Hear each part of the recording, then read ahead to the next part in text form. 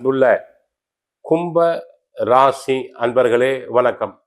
கும்பராசி அன்பர்களுக்கு சூரிய பேச்சு பலன்களை நாம் பார்க்க போகிறோம்.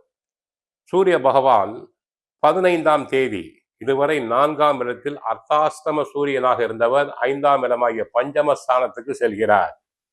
புதனுடன் இணைகிறார். அவர் ஜூன் 15ஆம் தேதி இருந்து ஜூலை 16 வரை மிதுன ராசியில் சஞ்சாரம் செய்வார். சூரியனும் புதனும் இணைவதால் புத ஆதித்ய யோகம் உண்டாகும். மாணவர்களுக்கு நன்கு படிப்பு வரும். சிலர் உயர்கல்விக்காக வெளிநாடுகள் வெளிமாநிலங்களுக்கு சென்று வரலாம்.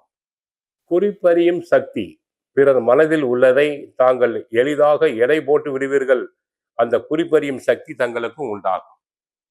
அடுத்து 5இல் சூரியன் இருப்பதால் பிள்ளைகளால் சற்று சிறு சிறு தொல்லைகள் வரும். சுப செலவுகள் வரும். பிள்ளைகளுக்கு படிப்புக்காக உடைகளுக்காக பணம் செலவு செய்ய வேண்டி இருக்கும். அவர் 5இல் இருந்து தங்களுடைய லாபஸ்தானத்தை பார்க்கிறார். தாங்கள் செலவு செய்யும் பணம் அனைத்தும் லாபகரமாக முடியும். இன்று பிள்ளைகளுக்காக படிப்புக்காக செலவு செய்தால் நாளை நன்கு சம்பாதிப்பார். அரசியல்வாதிகளுக்கு இருக்கும் பதவிகளை தக்க வைத்துக் கொள்ளுங்கள். கட்சியில் தங்களை பற்றி சிலர் வத்தி வைக்கலாம். பழகும் நபர்களிடம் சற்று கவனமாக இருங்கள்.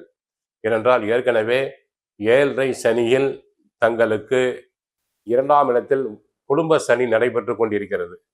குடும்பத்தில் கணவன் மனைவி இடையே அவ்வப்போது உரசல்கள் வந்து போய்கொண்டே இருக்கும். பேச்சில் கவனம் தேவை. மருத்துவர்களுக்கு உழைப்பு அதிகம். அதற்கு தகுந்த சன்மானமும் தங்களுக்கு கிடைக்கும். அலோபதி மருத்துவர்களுக்கு உடலில் தாங்கள் நோயாளிகளுக்கு சிகிச்சை அளிக்கும் போது சற்று கவனமாக இருங்கள். இல்லாவிட்டால் ஏதாவது விபரீதம் நடைபெறும்.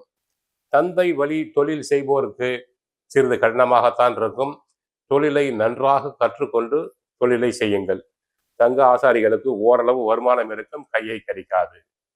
நோய் பொறுத்தவரை உச்சந்தலை, எலும்பு, பார்வை குறைபாடுகள் போன்றவை வந்து சிறிய மருத்துவ சிகிச்சையினால் தங்களுக்கு குணமாகும். ஆக கும்பராசி என்பர்களுக்கு சூரிய பயிற்சியினால் 50% நன்மைகள் அதிகரிக்கும். 50% தீமைகளும் உண்டு. இவற்றினை நாம் இறை வழிபாட்டினால் போக்கலாம்.